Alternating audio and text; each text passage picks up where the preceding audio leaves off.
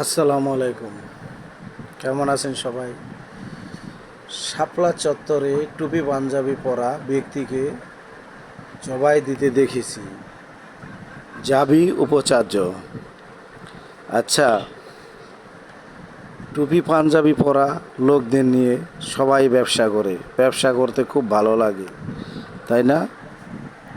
কারণ টুপি পাঞ্জাবি এটা যদি